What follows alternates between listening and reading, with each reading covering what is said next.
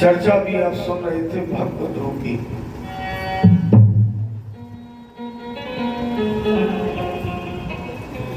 केवल 2 बिंदुओं पर प्रकाश। जब ध्रुव भगवत दर्शन करके आया तो उस सुरुच ने गोद में उठाया। किस सुरुच ने? जिसने ध्रुव से कहा था गर्भे तुम साध्यात्मानम यदीक्षस नपाशनम। हिंदी रूपांतर। ध्रुव बैठन को नृप गोद जो लिखा होत तो कर्म तो सुनीत के गर्भ से काहे बोले तो जन। जिसने इन वाक्यों का प्रयोग ध्रुव के साथ किया उसी ध्रुव को गोद में उठाया। ध्यान देने का बिंदु ये है, क्यों उठाया? बाबा जी ने उत्तर भी दे दिया। जा पर कृपा राम कह होई और ता पर कृपा करे सब कोई। दूसरा एक बिंदु और है, मैंने पहले चर्चा की थी। माता पिता गुरु संत और ब्राह्मण अगर आपसे प्यार करें, आपको आशीर्वाद दें, गोद में खिलाएं तब तो कल्याण है ही, और थप्पड़ मारने तो भी कल्याण है। सूरज को ध्रुव ने पहले प्रणाम किया, सुनीत को प्रणाम बाद में किया। सूरज को पहले प्रणाम किया, और जब सुनीत ने पूछा कि तुमने उस सूरज को प्रणाम पहले क्यों किया, बोले वो हमारी गुरु है।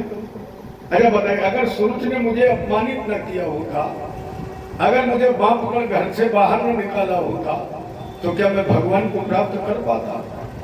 और मैं आपने ही सिखाया है, गुरु गोविंद दो खड़े काके लागो पाए और बलिहारी गुरु आपने गोविंद दियो मिलाए। गुरु की कृपा से मैंने माँ को प्रणाम नहीं किया, गुरु को प्रणाम पहले किया, क्योंकि शुरू में दिया। ये मान लिया जाए भगवान राम जब 14 वर्ष वन के बाद लौटे, राम जी ने प्रणाम किसे किया? कई कौशल्या को नहीं किया, क्योंकि राम जानते थे क्या राम बन न गए होते तो राम बन न गए होते। राम बन न गए होते तो राम बन न गए होते। राम बन गए इसलिए राम बन गए। और राम बनाने वाला कौन है? कई ये प्रभु जाना कह के ही न जानी और ताशु प्रथम ग्रह गए भवान। इसलिए राम जी ने कहा सुने जननी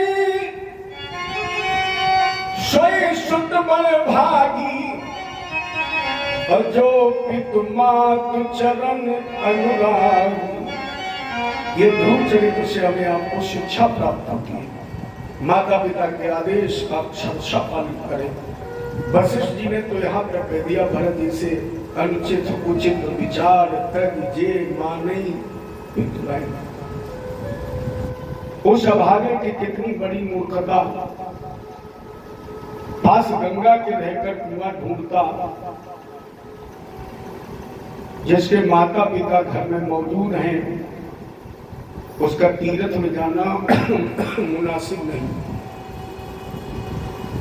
एक भूखे को भोजन कराया नहीं, एक प्यासे को पानी पिलाया नहीं, एक नंगे को चादर अगर ओढ़ाई नहीं, तो उसको बंधन के आना मुनासिब नहीं।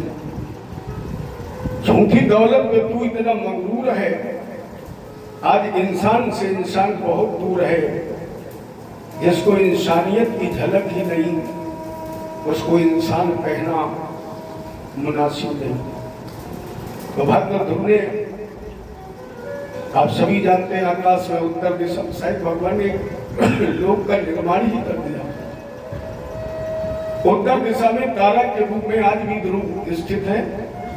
आकाश में जितने भी ग्रह नक्षत्र तारे हैं सब गतिमान है, सब चलते हैं, लेकिन ध्रुव अपने स्थान पर अटल है, जिसकी सब ऋषि भी परिक्रमा लगाते हैं।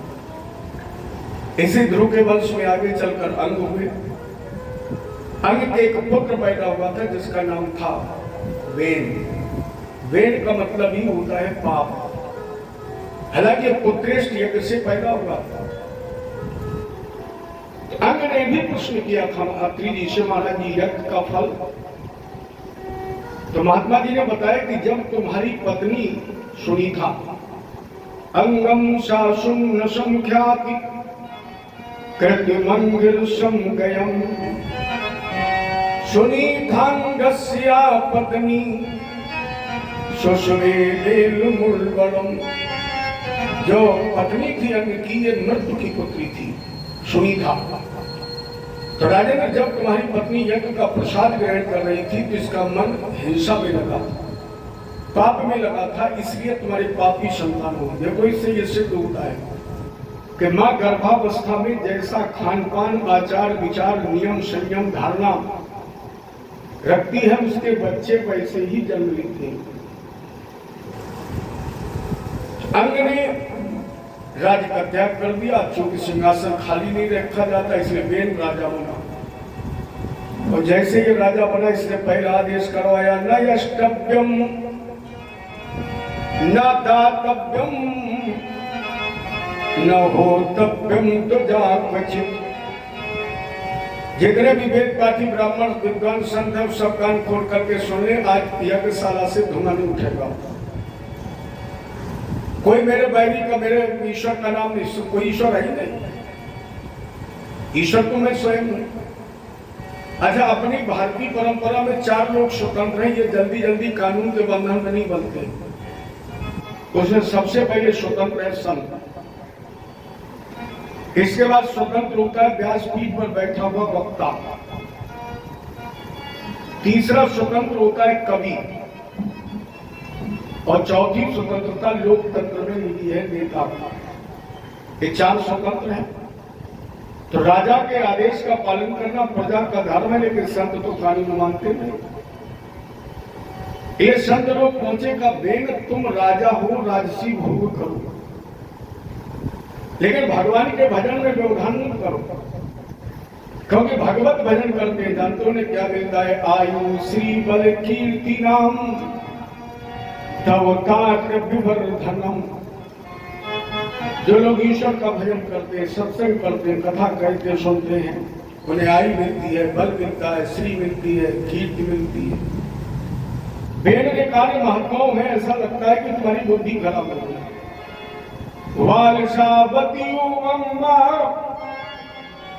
अधर्मे धर्म मानना, ये पतिम हिद्वाचार पतिम उपासती।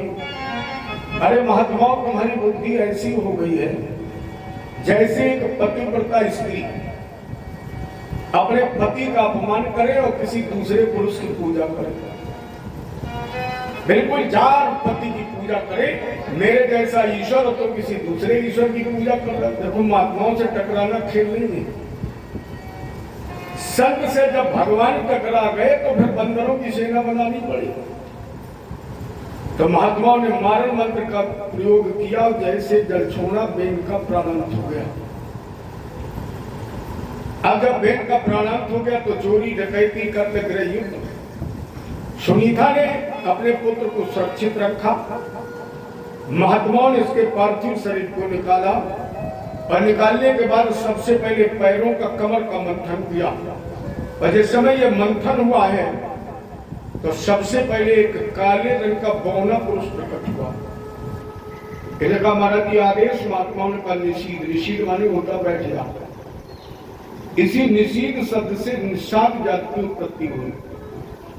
वेद ने जितने पाप किए थे वो सब इसने सरपट ग्रहण कर लिए, इसलिए हिंसा प्रिय हो गई।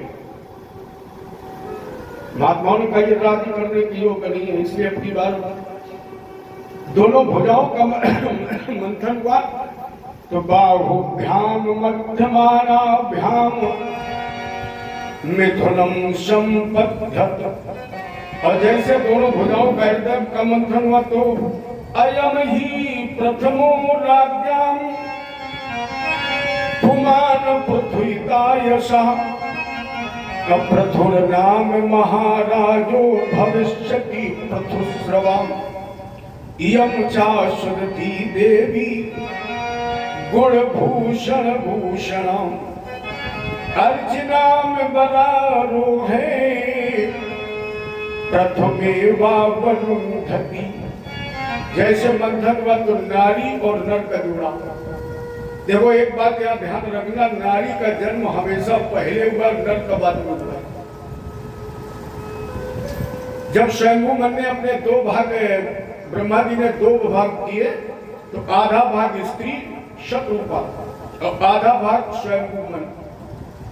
माँ इसीलिए अपने यहाँ पहले कहा जाता था चाची चाचा, नानी नाना, दादी दादा, माने स्त्री पहले, शक्ति पहले। अगर शक्ति नहीं तो ब्रह्म भी न पूछ सकता।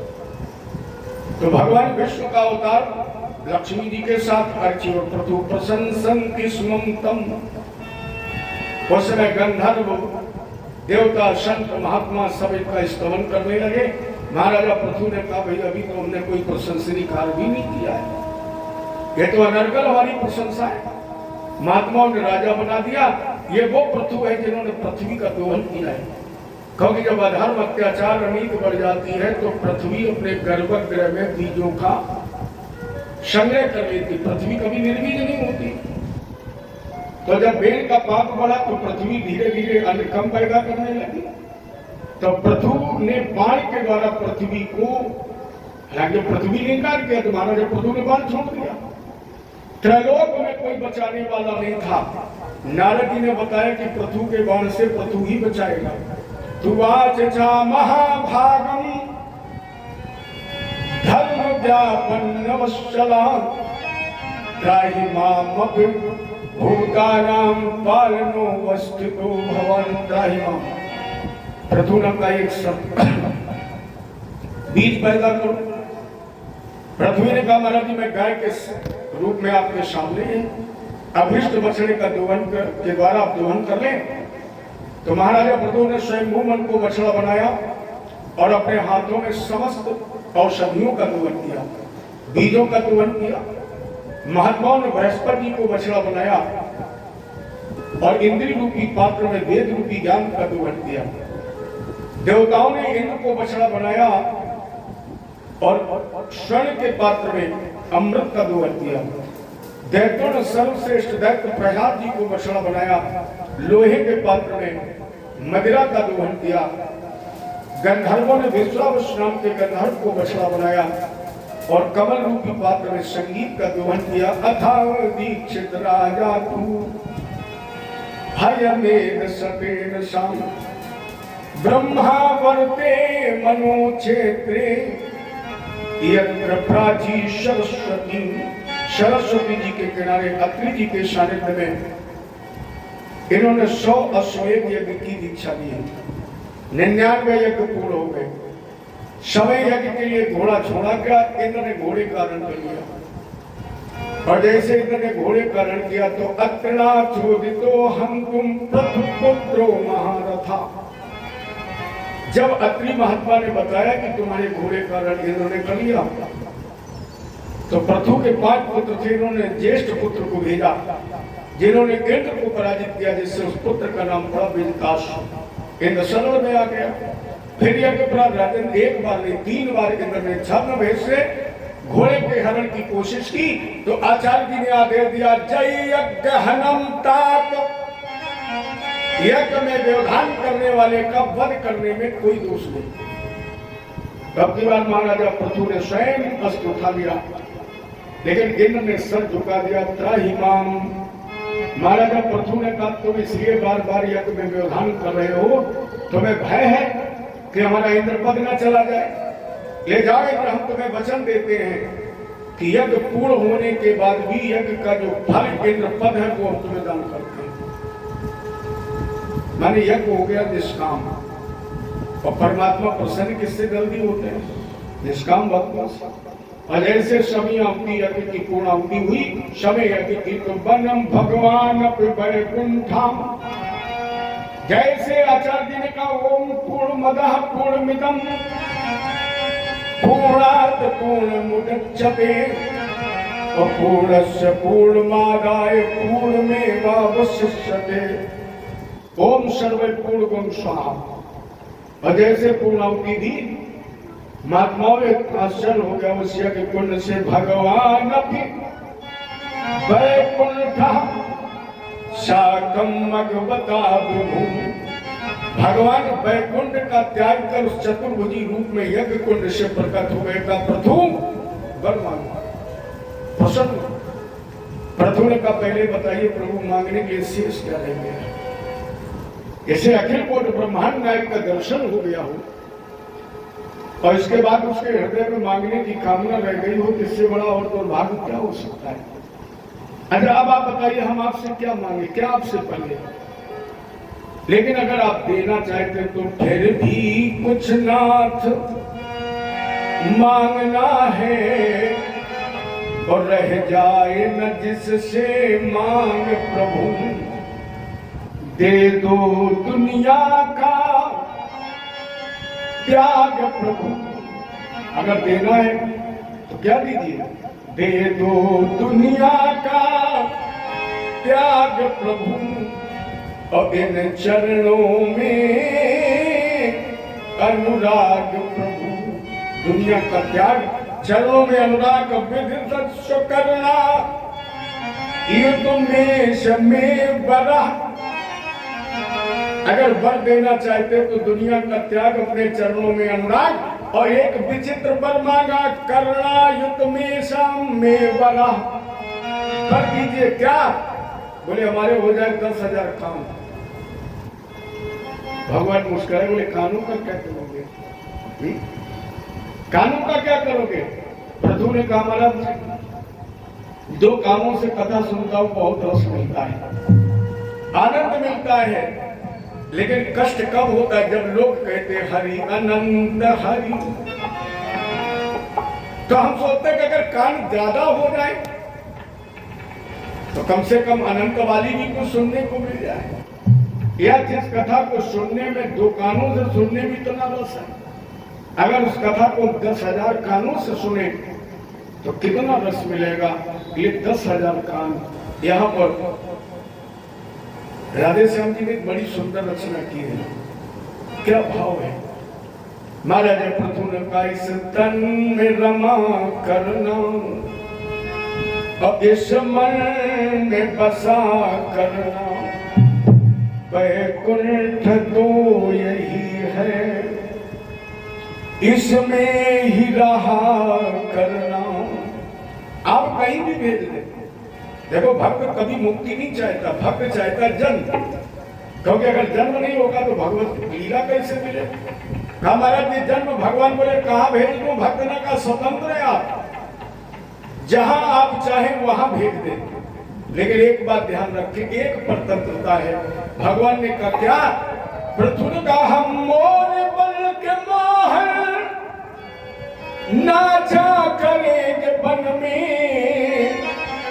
आप 84 लाख योनियों में अगर पक्षी बनाए और पक्षियों में ठाकुर जी मैं बन जाऊं मोर, और जब मस्त होकर सूर्यास्त के समय नाचूं तब आप पर प्रतिबंध है। भगवान ने कहा क्या, बोले तुम श्याम खड़ा बन कर, तुम श्याम खड़ा बन कर उस वन में उठा करना, वैकुंठ तो यही है इसमें ही रहा करना। हम राधे श्याम जग में तुमको ही निहारेंगे, हम राधे श्याम जग में तुमको ही निहारेंगे। ठाकुर जी अगर आंख खोले तो आपके दर्शन की अभिलाषा हो, नहीं तो मुझे अंधा ही बना देना। श्याम सुंदर ये कान अगर रात की कथा में न लगे, बहरा बना देना। ये हाथ अगर आपके मंदिर की सफाई न करें तो ये हाथ मत देना। ठाकुर ये पैर अगर आपके मंदिर के लिए न उठे तो फिर मुझे लंगड़ा ही बना देना। इसलिए हम राधे श्याम जग में तुमको ही निहारेंगे, तुम दिव्य ज्योति बन करो, तुम दिव्य ज्योति बन करो इस तन में जला करना तुम दिव्य ज्योति बनकर, इस तन में जला करना वैकुंठ को यही है, इसमें ही रहा करना। अर्थात दे दो दुनिया का त्याग प्रभु, इन चरणों में अनुराग प्रभु, अपने चरणों में अनुराग। क्यों? बाबा ने क्या लिखा है, समर्थन किया है क्या? बोले होए विवेक मोह भ्रम भागा,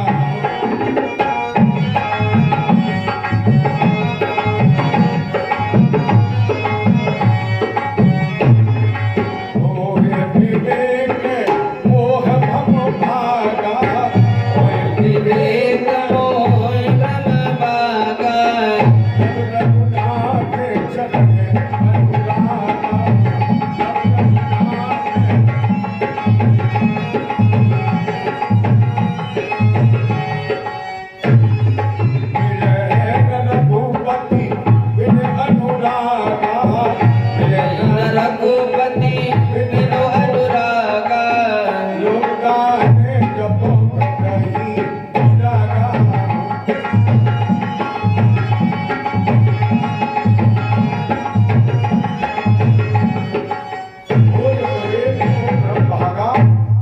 रघुनाथ चरण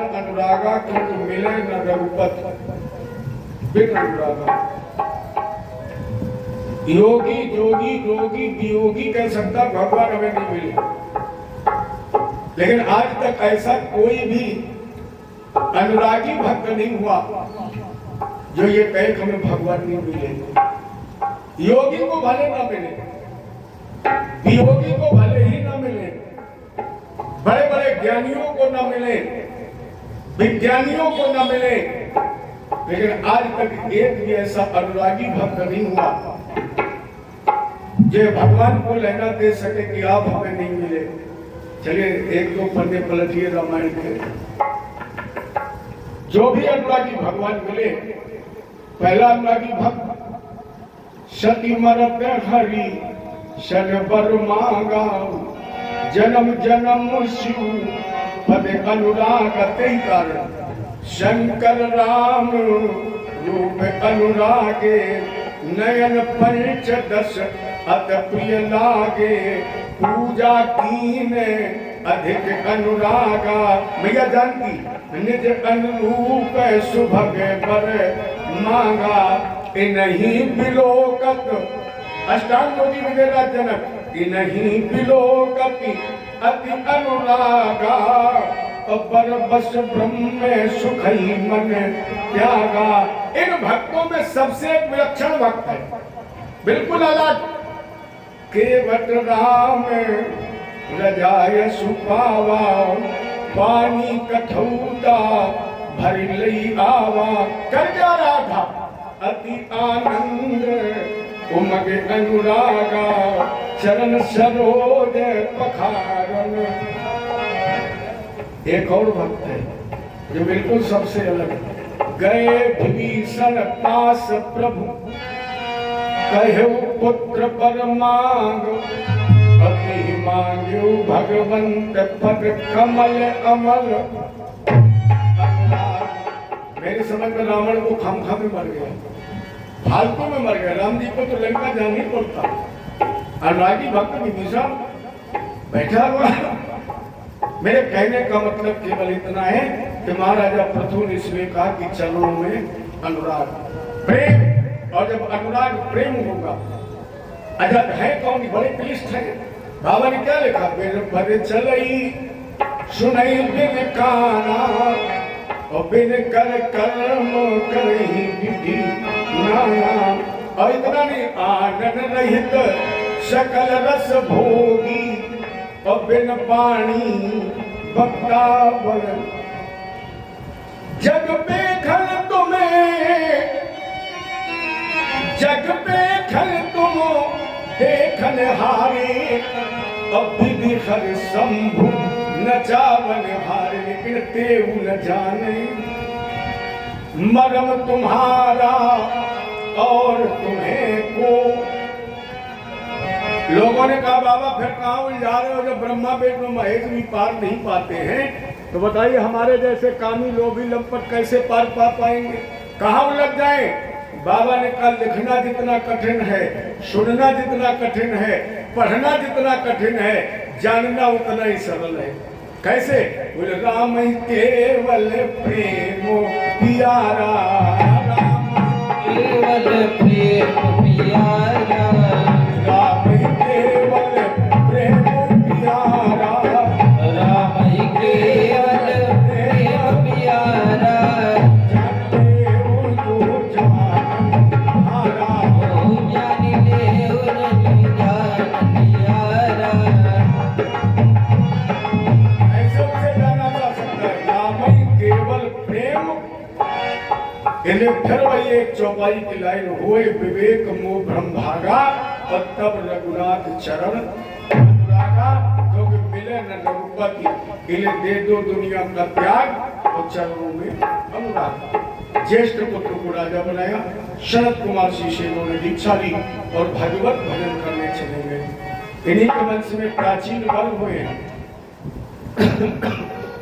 इन्होंने तो इतने यज्ञ किए,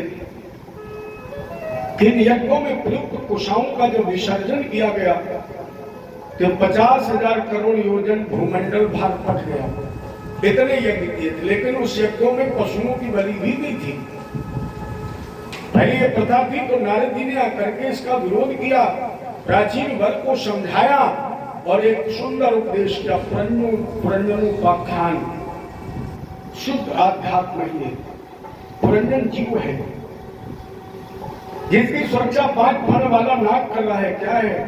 इन 5 करने मिलिया पुरंजनी दुर्बुद्धि है और ये 9 दरवाजे का महल है। आपने सुना होगा कबीर जी का एक न जाने कौन सी खिड़की खुली थी, सैया निकस गए मैना लड़ी थी। मैंने पुरंजनोपाख्यान सुनाकर नारी में आसक्ति, और जब नारी में आसक्ति हुई तो अगला जन्म उसका नारी रूप में हुआ है। मैंने इस हिंसा का विरोध किया। इसी प्राचीन वर्ग के पुत्र का नाम था प्रचेता। प्रचेता से दक्ष का जन्म हुआ, जिनका विवाह शनि जी से हुआ, 60 कन्या पैदा हुई। देखो दक्ष 2 हुए हैं, एक की चर्चा कल हुई थी और एक दक्ष ये है। लेकिन राजे थोड़ी देर बाद हम तुम्हें इनका इतिहास सुनाएंगे, क्योंकि मेरा चित्त समय बार बार प्रिव्रत की तरफ जाता है।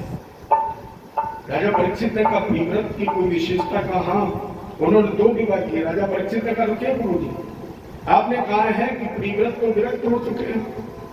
प्रिव्रतो भागवत आत्मा राम कथम मुनि ग्रहे रमत अनमूला कर्म बंध पराभव। जो नारद के उपदेश से विरक्त हो चुका है, जो अपनी आत्मा में रमण कर रहा है, जिसे ये ज्ञान हो जाए गृह कारण नाना जन जाना, और उसी दलदल में फंस जाए तो कारण क्या है? सुखदेव जी ने कहा एक कारण है मात्र पितृ देवो भव। अभी हमने आपसे चर्चा की थी, राम जी ने कहा सुन जननी सो शुद्ध बड़ भागी और जो पितुमार चरण अनुरागी। प्रिव्रत विरक्त तो हो चुके, लेकिन माता पिता इनके चाहते थे, हर माता पिता चाहता है। इन्हें प्रिव्रत ने 1 नहीं 2 विवाह किए। इनका प्रथम विवाह विश्वकर्मा की पुत्री बृहस्पति जी से हुआ, जिससे इनके 10 पुत्र पैदा हुए। 1 कन्या पैदा हुई जिसका नाम था ऊर्जस्वती, जो दैत्य गुरु शुक्राचार्य के साथ आई हुई। 10 पुत्रों में से 3 पुत्र कवि महावीर और सबल, ये तीनों ब्रह्मचारी हो गए। दूसरी पत्नी से इनके 3 पुत्र पैदा हुए, उत्तम, तामस और रैवत। ये तीनों अपने नाम वाले मनमंत्रों के स्वामी बने।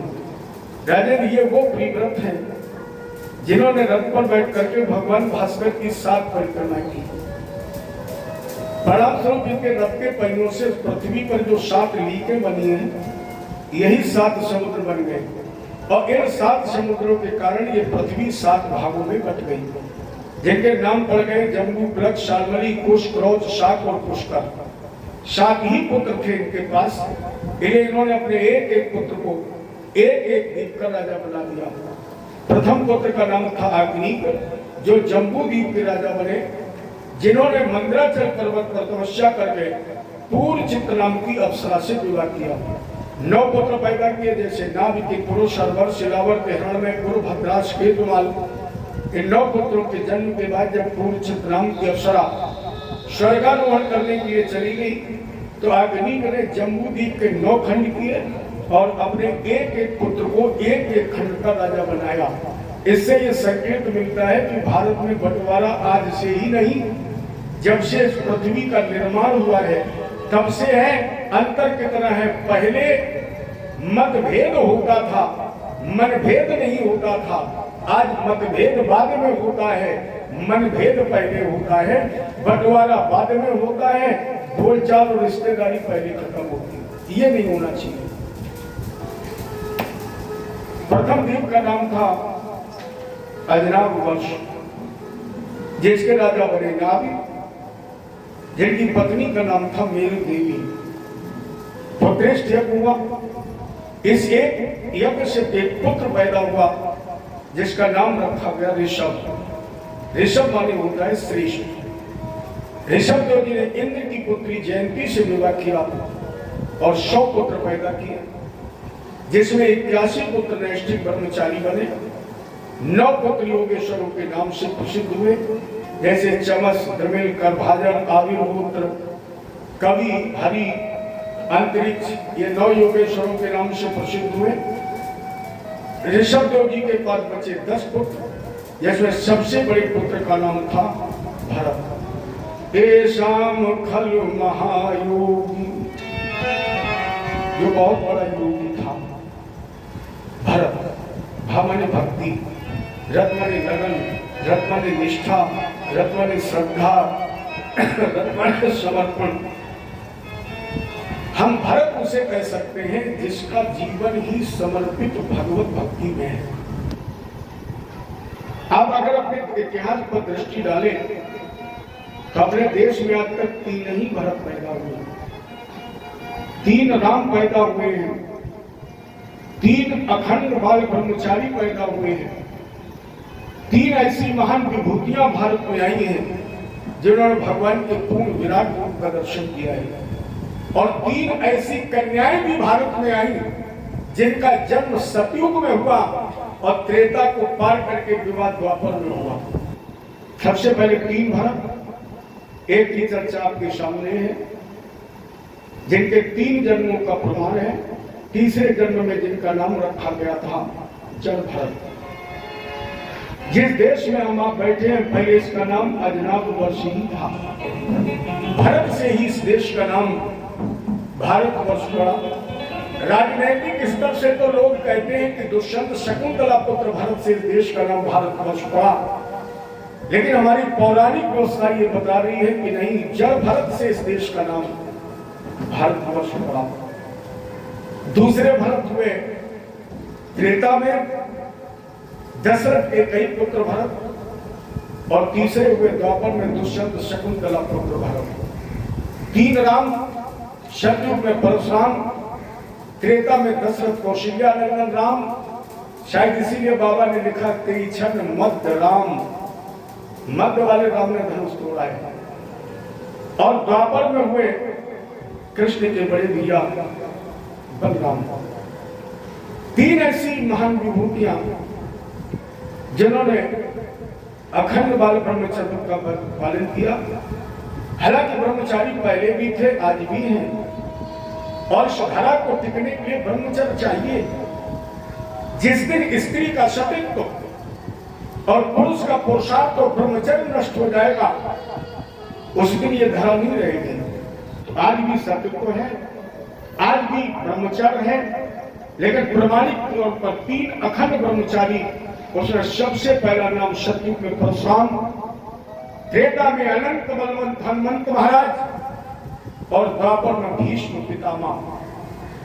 3 ऐसी महान विभूतियां जिन्होंने भगवान के विराट रूप का दर्शन किया। और प्यारे, उसमें सबसे पहला सौभाग्य बाबा ने मानस में मैया कौशल्या जी को दिया है।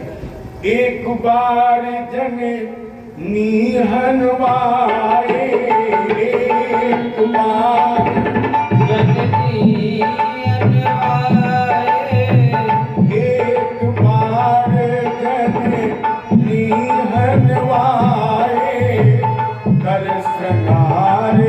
चले ना पौड़ाई।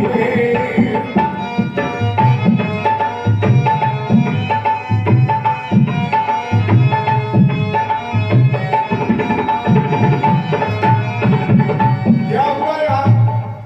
एक बात तो दिखलावा मात हिंद अद्भुत रूप अखंड, रोम रोम प्रति लागे कोटि कोटि ब्रह्मांड। पहला सौभाग्य। और दूसरा सौभाग्य मिला द्वापर में मैया यशोदा जी को, जब भगवान कृष्ण मृदा भक्षित, भगवान ने मिट्टी खा ली। बलराम भैया ने हाथ पकड़ा, भैया यशोदा जी के पास ले गए, बोले मैया लाला ने मिट्टी खा ली। यशोदा जी ने छड़ी उठाई, वहां पकड़ी, लाला मिट्टी खाई। अब भगवान ने सोचा मुंह खोल के कह दिया नहीं खाई तो मिट्टी का ढेला मुंह में है, अगर चमक गया तो माता जी के हाथ में छड़ी है। इसलिए भगवान ने नेत्र बंद किए, एक तरफ सर रखा और धीरे से सर हिला दिया, नहीं खाई। यशोदा जी ने कहा क्यों हुआ? ये तो कह रहा नहीं खाई। बलराम बोले इतना सीधा थोड़ी जितना आप समझ रही हो। ऐसा भोला बनना जैसे पिंजरे में तोता बनता है। तोते को आप पिंजरे में बंद कर लो, आंखें बंद कर लेगा, सर रख लेगा, सांस बंद हो जाएगी, ऐसा लगेगा गया। और अगर आपने कहीं धोखे में भी खिड़की खोल दी तो वास्तव में फिर गया। इन्हें खाई, यशोदा जी ने पूछा खाई, भगवान बोले नहीं खाई। यशोदा जी ने कहा बोल, बोले नहीं खाई।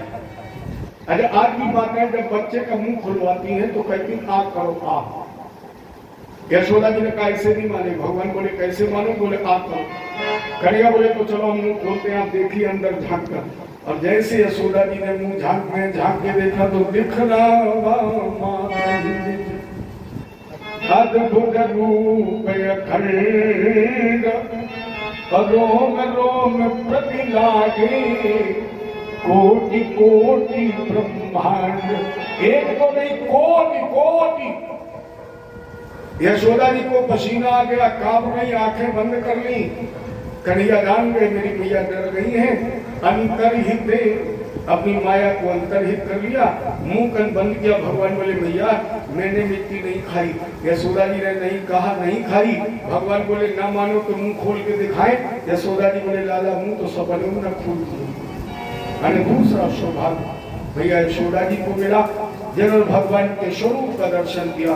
और तीसरा स्वरूप, तीसरा विराट रूप सभी लोग जानते हैं। महाभारत के प्रथम चरण में गांधीधारी अर्जुन के सामने महाविराट रूप बनाया।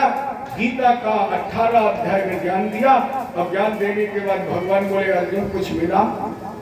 अर्जुन बोले कुछ नहीं मिला। भगवान बोले मर गए। 4 घंटे मेहनत की, 6 घंटे उपदेश किया और तुम्हें कुछ मिला ही नहीं। अर्जुन बोले कुछ नहीं मिला। भगवान बोले बड़ा एहसान भरा तो, अरे झूठे ही कह देते कुछ मिला। अर्जुन बोले कह तो देता तब जब कुछ मिलता। भगवान बोले तो कोई क्रिया नहीं हुई। अर्जुन बोले क्रिया तो हुई, क्या? बोले मिला कुछ नहीं, और जो था वो भी चला गया। जो मेरे पास था वो भी चला गया। भगवान बोले क्या चला गया? अर्जुन बोले मेरा मोह चला गया। भगवान बोले तो फिर उठा लो काम की, यही तो चाहते कि मेरा मोह चला गया। तीसरी ऐसी विभूति जिसने भगवान के पूर्ण विराट रूप का दर्शन किया। 3 ऐसी कन्याएं जिनका जन्म हुआ सतयुग में और विवाह हुआ द्वापर में, उसे सबसे पहला नाम माँ गंगा का। गंगा जी का जन्म सतयुग में वामन भगवान के चरण धोवन के रूप में। तब बाड़ी और तेज अपारा रूप विराट ब्रह्मागारा, एक चरण अग्नि पर रहो, सप्ताह भरण एक पर गयो, ब्रह्मा धोए कमंडल लीना, गंगा नाम तुरंत रख लीना। तो विवाह कब हुआ? द्वापर में महाराजा शांतनु जी के साथ। दूसरी कन्या रेवती जी बलराम जी के साथ विवाह हुआ। और तीसरी कन्या जामवंत की पुत्री जामवती, जिनका विवाह द्वापर में भगवान कृष्ण के साथ हुआ। इस 3 की श्रृंखला में आपके सामने भारत जी का इतिहास, ऋषभदेव जी के द्वारा चलाया गया धर्म आज विश्व में जैन धर्म के नाम से जाना जाता है।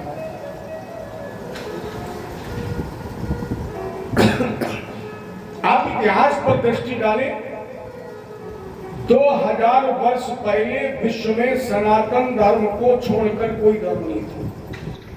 पूरे विश्व में 2000 वर्ष पहले सनातन धर्म को छोड़कर कोई दूसरा धर्म नहीं था। ये जितने भी धर्म हैं ये सब 2000 वर्ष के बाद के हैं। सबसे प्राचीन धर्म सनातन धर्म है। वर्तमान में पूरे विश्व में 11 धर्म है और 11 धर्मों में से 8 धर्मों को भारत में राष्ट्रीयता मिली हुई है। 2 धर्म चीन के और 1 धर्म जापान का है, जिसे अभी तक भारत को में राष्ट्रीयता नहीं मिली है। हालांकि वहां के भी धर्मावलंबी रहते हैं। तो ऋषभदेव जी के द्वारा चलाया गया जैन धर्म, महावीर जैन नाम के महात्मा ने ऐसे विकास किया, इसका प्रकाश किया, उन्हीं के नाम से जैन धर्म बना। ऋषभदेव जी ने इस संप्रदाय के विकास के पहले, उद्गम के पहले अपने सभी पुत्रों को बैठाला और बैठाल करके वो उपदेश किया जो आज तक किसी पिता ने अपने पुत्र को किया ही नहीं। राजन वास्तव में पिता हो ऋषभदेव जैसा, माँ हो मदालसा जैसी, मित्र हो प्रहलाद जैसा, भाई हो भरत जैसा, तो राजा हो अम्बरीश जैसा। पिता ऋषभदेव जी जैसा क्यों? सुखदेव जी ने कहा हर पिता माता ये चाहते हैं कि हम कुआं में गिरे तो हमारे बच्चे भी गिरे। कोई यथार्थ का बोध नहीं कराता है, लेकिन ऋषभदेव जी ने कहा बेटा ये शरीर संसार के विषयों के भोग के लिए नहीं मिला। फिर क्यों मिला? कमरदिनायम देहो देह भाजांग लोके और कष्टान कर्मान हते विदभुजांगे तपो दिव्यम पुत्रकायेन सत्वम शुद्धे स्मात् ब्रह्म सौख्यम तनंतम नायम देहु। बेटा ये शरीर पंचभूत से निर्मित देव दुर्लभ है ये, लेकिन कब? जब इससे साधना की जाए। और अगर इससे तुमने साधना न की तो फिर ये इतना पतित है, इसे सुअर भी नहीं चाहता है, ये शरीर में सूकर भी नहीं चाहता है। इसलिए बेटा तपो दिव्यम, इस शरीर से इतनी उत्कृष्ट तपस्या करो, इतनी साधना करो, इतना सत्संग करो कि ये शरीर के विकार छूट जाए, आत्मा शुद्ध हो जाए और आत्मा शुद्ध होकर अनंत ब्रह्म को प्राप्त कर ले। यही मनुष्य तन का उद्देश्य है। मनुष्य का मतलब है मुक्ति। मुक्ति का मतलब है किसी बंधन से छूटना। और हमारे आपके ऊपर 2 बंधन है। पहला बंधन कौन है? जो जन्मासु अवश्य नसावे और जौन नसावे पुनः प्रकाश, ये बंधन पहला। और दूसरा बंधन हमने आपको कल बताया था, काम बंधन में बैठम नान्या स्त्रीत बंधनम। दूसरा बंधन कामना का है। कौन सी कामना? बोले जग में जन्मे जब पाल भये और तब एक रही शुद्ध भोजन की और तन में करुणाई जब प्रकटी और तब प्रीत रही करुणी तन की वृद्धि भये धन की तृष्णा और सब लोग कहे शन की सुखमय जुलनाही मिलो कबहू और रही अंत समय मन में मन की। यही बंधन है। इस बंधन से छूटना ही मनुष्य का परम धर्म है। मैंने आवागमन के बंधन से छूटना। और नहीं तो आपने सुना होगा संत लोग क्या कहते हैं, जिंदगी में हजारों का मेला जुड़ा, जिंदगी में हजारों का मेला जुड़ा, हंस जब जब उड़ा करो अकेला उड़ा। जिंदगी में हजारों का मेला जुड़ा, हंस जब जब उड़ा तब अकेला उड़ा।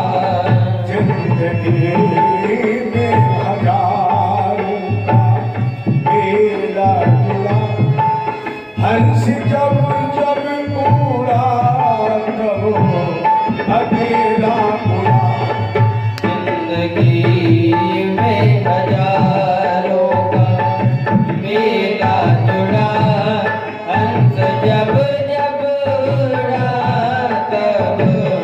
अकेला उड़ा।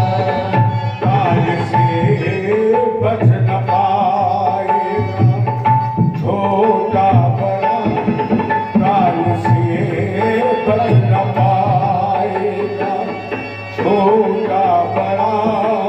हर्ष जब जब उड़ा तब अकेला उड़ा। जिंदगी में हजारों का मेला जुड़ा, हंस जब जब उड़ा तब अकेला उड़ा।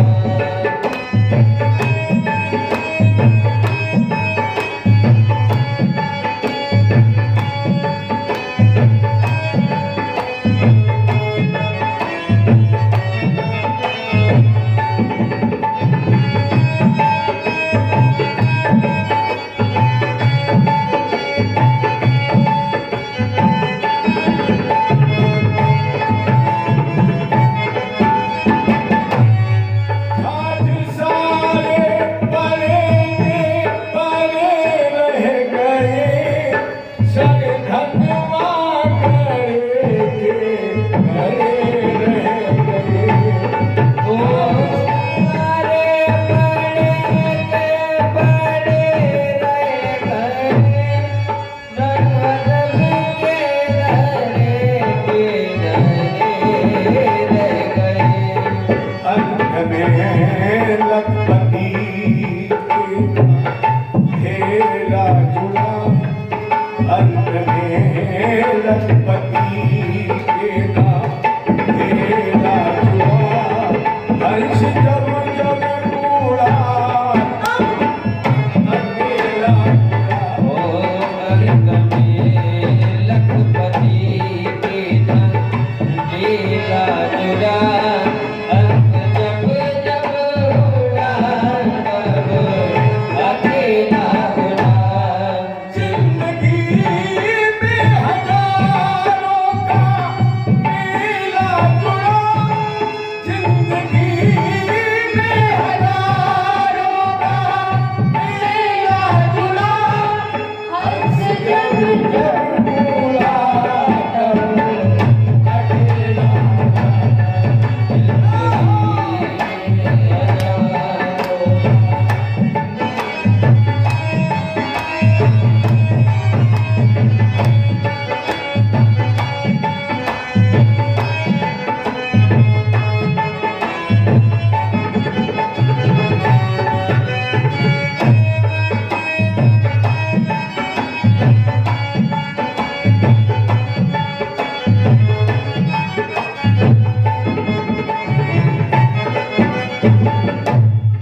बेबसों को सताने से क्या फायदा, झूठ अपयश कमाने से क्या फायदा। बेवतों को सताने से क्या फायदा, झूठ अपयश कमाने से क्या फायदा। दिल किसी का दुखाने से क्या फायदा, झूठ अपयश कमाने से क्या फायदा। नीम के साथ जैसे करेला जुड़ा, नीम के साथ जैसे करेला जुड़ा। हर्ष जब जब उड़ा तब अकेला उड़ा। बात जैसे करेला जुड़ा, अंत जब जब उड़ा तब अकेला उड़ा।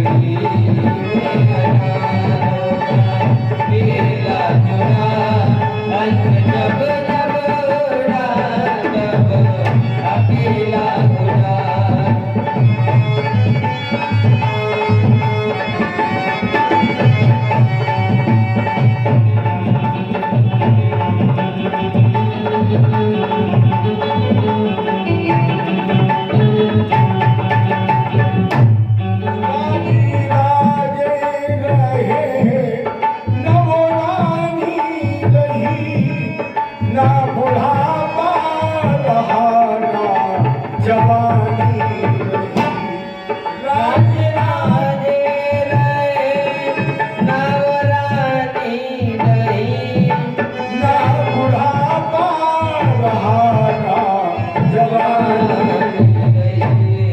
ये तो कहने को केवल कहानी नहीं चार दिल का जगत में झमेला रहा चार दिल का जगत में झमेला रहा हंस जब जब बोला कहो अकेला बुरा का जगत में जबेला रहा हंस जब जब रहा तब अकेला जिंदगी में हजारों का मेला जुड़ा हंस जब जब रहा तब अकेला उड़ा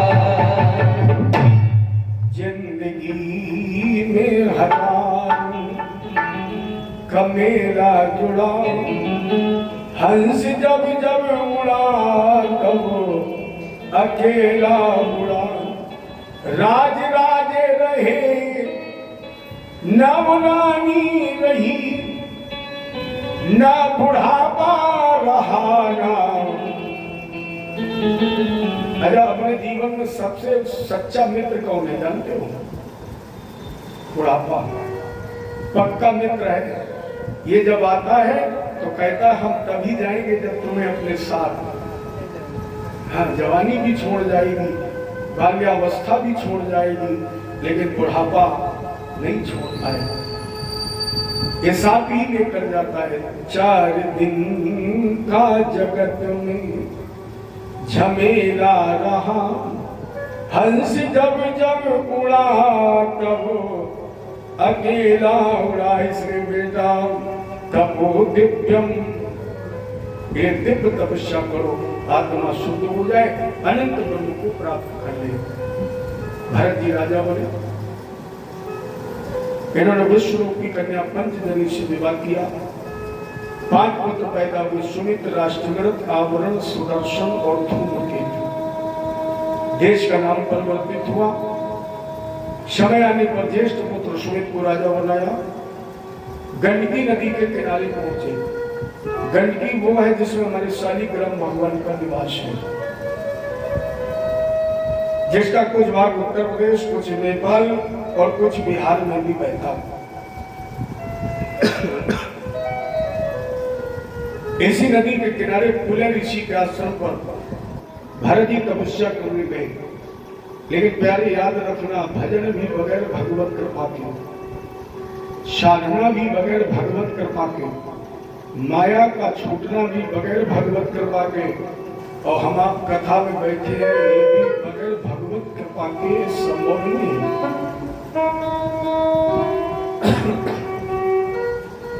बैठे हैं हम आप भगवान की कथा में निर्विवाद रूप से, ये भी उनकी कृपा ही है। और अगर उनकी कृपा ना होती तो बहुत लोग ऐसे होंगे जो आना चाहते हो नहीं आ पाते। घर से चलते कोई खास रिश्तेदार आ गया, वहीं से लौट गए। तो हम आप बैठे भी भगवत कृपा है। भरत ने माया मोह का त्याग तो किया, लेकिन अभी पूर्ण भगवत कृपा नहीं हुई थी। एक के जीवन में एक व्यवधान आ गया। एकदा तू महानाद्यम कृताभिषेक नयन कावश्यक, एकदा तू महानाद्यम। एक बार भरत ऋषि गंडकी नदी में स्नान कर रहे थे, और जैसे स्नान के बाद अंजलि में जल लिया तर्पण करने के लिए, नेत्र बंद किए, उसी समय तत्त तदा राजन हिरणी पिपासयाभ्याम। उस समय वहां एक मृगी आ गई जो गर्भवती थी, क्षुधा से ग्रसित थी। इन्हें क्षुधा को शांत करने के लिए उस गंडकी में जल पीने का उपक्रम किया। तब तक सिंह ने दहाड़ लगाई और मेरी भयभ्रांत होकर उसी गंडकी में कूद गई। भरत जी का ध्यान भंग हो गया। उस मृगी की तरफ देख रहे थे, बीच उधार में पहुंची, इस मृगी के गर्भ का स्खलन हो गया, हिरणी तो पार हो गई, लेकिन वो नवजात शिशु उस गंडकी के नदी में प्रवाहित हो गया, बहने लगा। अपने छोटे छोटे पंजों से ये अपने प्राण बचाने का उपक्रम कर रहा था, कोशिश प्रयत्न कर रहा था, लेकिन भरत जी ने देखा मुंह हो गया। अभी पूर्ण भगवत कृपा नहीं हुई भरत पर, इसलिए मृग छोड़ने पर इन्हें मोह हो गया।